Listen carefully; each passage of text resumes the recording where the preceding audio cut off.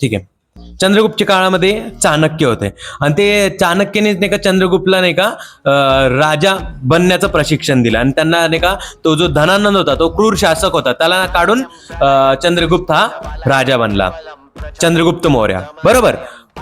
तर तेच आचार्य चाणक्य काय म्हणतात त्यांच्या याच्यामध्ये, त्यांचं म्हणणं असं आहे की एखादा शत्रू आहे जो किती पण ओरडत असला मला त्याची भीती नाहीये, मला एकाच शत्रूची भीती आहे जो शांत आहे. काऊन असं?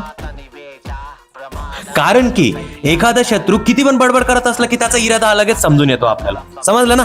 किती काही बडबड करत असला, उड्या बिड्या मारत असला किंवा मस्ती काही म्हणजे आलं माझ त्याला, तर आपल्याला समजून येतं की याचा पुढचा नेक्स्ट मूव काय राहणार आहे. बट एखादा नाही का शांत स्वभावाचा व्यक्ती राहिला ना, त्याच्या मनामध्ये काय चालू आहे ना ते आपल्याला माहिती पण नाही होत, समजलं ना.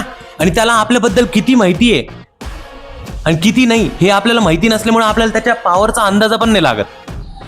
ज्याच्यामुळे छत्रपती शाहू महाराज जेव्हा त्यांच्या याच्यामध्ये होते, मुघलांच्या याच्यामध्ये जेव्हा त्यांना पकडलं होतं, त्यांना नाही का मुघलांचं नाही का मधलं इंटरनल सगळी माहिती झाली आणि तीच त्यांनी मराठा साम्राज्य वाढवण्यासाठी पुरेशी ठरवली, समजला. पुढं